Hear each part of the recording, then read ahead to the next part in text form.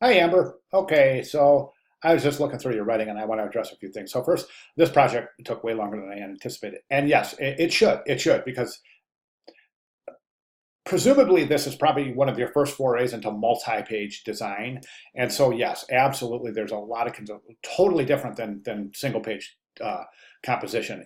There's a lot to keep track of. And in a way, this is kind of an introduction to multi-page design. So, we're not looking for sheer perfection here, but we're definitely looking for your ability to design based on spreads, have those spreads not only be consistent and harmonious with the page you're spread with, but also with the remaining pages in the brochure, as well as the cover, the back cover, consistency in typeface presentation, consistency in typeset, consistency in placement of images, etc., etc., etc. Now, the good news is that the more you do multi-page design, the quicker you get at it. So little things that are taking a while now will just, it's muscle memory. So, in the future, you'll be able to really handle these things very, very quickly. Plus, the neat thing is you'll have foresight. With a little bit of experience, you'll have foresight to what to anticipate, what to set up, how to save time, and really the most expeditious way to set up your multi-page design. I'm going to follow my initial sketch for a few. It strays a little in pictures and add additional pages. I get that. I get that. And again, as you become more experienced as a designer, your final designs are going to start looking just like your sketches. So you'll get this really, really super cool connect between the way you envision things, the way you put them on paper through your sketches, and the way they finally develop, right? So again, this points to the importance of the sketching stage as it's related to design. And that's in any design, whether it be fashion design, whether it be interior design, or whether it be graphic design. Unexpected problems, the amount of time it took trying to get the background the way I wanted. So a lot of this comment right here points to character paragraph styles and basic style sheets, and that's covered in the announcement, right? Or actually, in week six presentation, cohesive design with style. And the wonderful thing about Adobe InDesign is that it allows style sheets where really everything can be placed in a style sheet, paragraph style, character style. So everything has a very, very high degree of consistency. So in other words, when you place, if you have a style, a paragraph style, it says captions, and you have it set at an oblique, you have it set at X amount of leading, and your kerning is set to this, and et cetera, and it's placed, this far of distance underneath the image. All you got to do is type your set and then click that paragraph style. Boom, it's formatted beautifully. So this is another thing that what I'm saying is this points to your ability to be able to work very quickly in multi-page design. I haven't had a chance to go through and change my numbers. Okay, I'll talk about that. So let's jump right to the work, shall we? I think I have you up right here. Yes, I do. Listen, I gotta say something here because this came up a couple of times. I don't think if I remember correctly, you're a fashion. I'm sorry, interior design major. I guess that would make sense, right?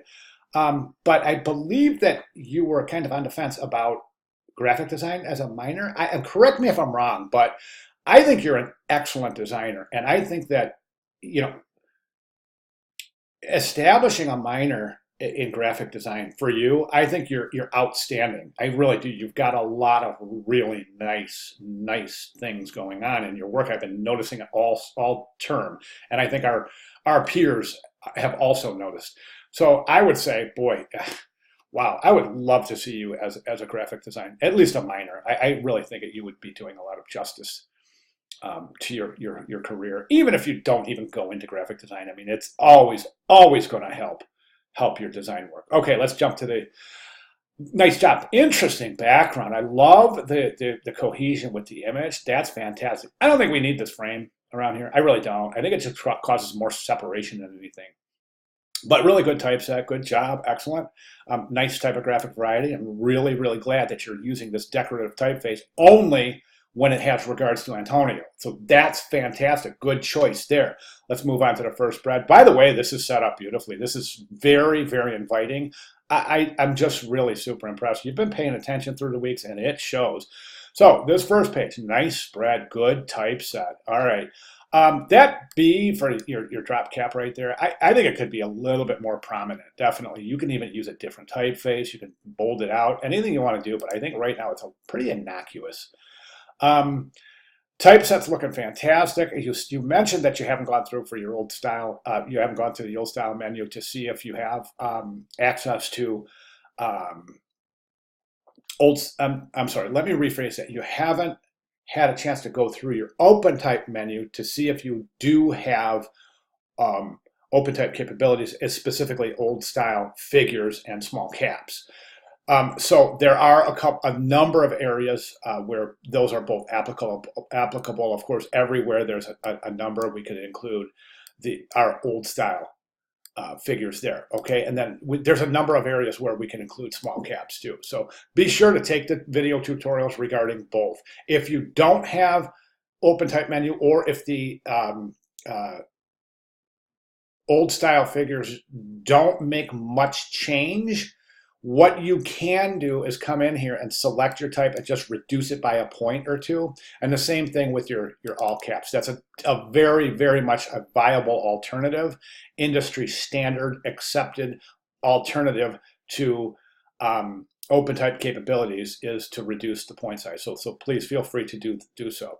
One thing that's really bugging me about this page is just this baseline. We're not aligning to baseline grid. You definitely want to do that because you've got 2 out of 3 columns aligning to baseline grid. You've got the image aligning to baseline grid, but the first column of type isn't, which looks like a big mistake. Don't want to do it. You got type over here to bring it down to continue this. So now I don't know if this is a new paragraph, and this is kind of difficult to tell. I'm guessing it is because of that indent right there, and that right margin indent right there. I'm guessing this is a new paragraph. Now, we haven't demarcated new paragraphs as an indent, rather as a space between, so that's fantastic. But you may consider, even if this is a new paragraph, you may even consider, you're going to have a little bit of an issue here because you can't drop the first line down. That would be a typographic orphan. So we can't do that. So this is an area you definitely want to pay attention to, like get those baseline grid and alignment. And of course, you can do a Google search on establishing baseline grid in design. A great typographic color, nice typographic color, meaning the way that the contrast of the overall page. Now, one thing I would recommend here is I'm okay with the black and white images in the biography. I think it's kind of a tip of the hat to the early years, so to speak. So that's pretty cool. I'm fine with that. Now, the regs. Let's talk about your regs. Now, I do have a video over there in the announcements on how to adjust your regs. I highly recommend you go through that because there's some areas like right here, like there's some problematic areas with regs. See that swoop right there? Whoop. See where it goes like that and kind of wavy pattern? Don't want that. That right there, that's a problem. That's an easy fix. That's a problem right there. See how things are kind of jutting out a little bit? These regs here are great. Yeah, they're great. So here's short line, long line, short line, long line, short line, long line, short line, long line. These are fantastic. And you don't want to, it's not like a formula, like, okay, this has to be short line, then long line. It's just kind of a staggered ragged edge. And that really kind of points to a really interesting relationship with the negative space. You don't want it too perfect, and you don't want any really great differences between the longest and shortest lines. Keep that in mind, and I recommend going through and adjusting your rags therein. Your regs aren't bad at all. There's a couple of areas. That's a problem right there. That's a problem. Those could probably be adjusted. These regs look great. These regs look pretty good, although that word time could be dropped to the next line. These regs are looking pretty good. These could be tracked out to increase the space, to increase the line space. That's all covered in the video. Be sure to watch that. Looking good, looking good, looking good. Those regs are good. These regs are pretty good, darn good. These regs are great. These regs are good, except we got a little kind of a pattern there. That little thing right there. Might want to adjust that out by dropping love to the next line. And then these are looking fantastic. Right. Very good job. Now, this page has the propensity to be cluttered. And I'm using cluttered as a industry-specific term. And I don't mean it as a derogatory term. Visual clutter is a word. It's a term associated with too much visual weight or random composition decisions. And I don't see that here as being a problem because you're pretty well organized typographically. So no problems there. This page is looking pretty good. Early work, design stars, setup, and prop. Yeah, this might go ahead and change that, and as well as design stars. The only reason is because right now you're setting up this you're setting up this typeface to be used in conjunction with Antonio, right? But over here, this is more of an event. So I'm wondering if it wouldn't be feasible to change that typeface out and only use the typeface for things that are directly associated with Antonio. Do you see what I'm saying? Okay. Again, this page good. Background's interesting. I think it is. I don't find it to be. I don't find it to be visually distracting at all. And I think that you've done a really nice job with your color harmonies as well. Um, Typesetting, I really looks good, and that, after all, is one of the most important things here.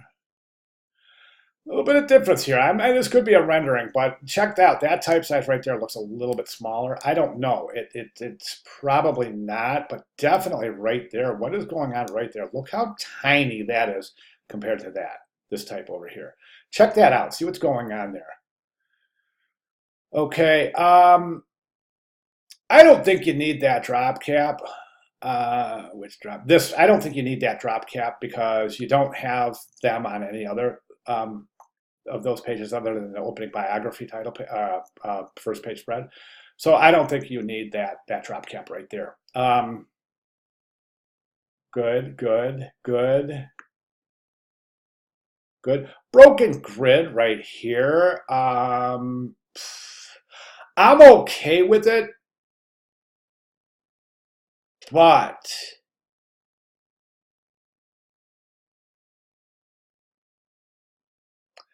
boy, this configuration right here is just bugging me a little bit. I'm wondering if you don't maybe, you know what? I'll tell you something else that's kind of bothering me too is this right alignment right here. You haven't introduced right alignment anywhere in the composition until that point. So that's telling me it's an enigma, right? An anomaly, as it were. I didn't mean to use the word enigma. I meant to use the word anomaly. It's an anomaly. It's the only one. It's the only one of its kind on the page. So I recommend dropping that back to left, flush left, rag right, and make sure that the viewer knows exactly. You know, this has a lot to do with proximity, but exactly what image does the type belong to? You see what I'm saying? I would reconfigure that. Consider that. Looking good. Looking good. Again, same kind of deal with this. I don't know. I think those are kind of set up for headlines, but using them for subheads, I don't think it's working. I would reconsider the use of this decorative typeface only for, you know, to demarcate page headlines. Okay. This configuration of images seems a little bit random. Watch your grid, pay attention to that. Think of sizes, think of the negative spaces and counter spaces created by the shapes that you're using. Like, this is unusual, these kind of shapes here, this convergence of shapes. So think about that. That's it up there. Achievements looks great. References look great. Back cover looks, I love that picture. That's great. And I'm a dog lover because so I see that. That's just such a great picture. I've got 3 of my own, and 2 of them are sitting right here. So I really enjoyed that. Great job, really great job. So at this point, you know what, we're almost there. So a couple more checkpoints till we're finished. So if you have any questions at all, please let me know. But go ahead and address those issues. We'll take a look and we'll move on from here. All right, fantastic. Thank you.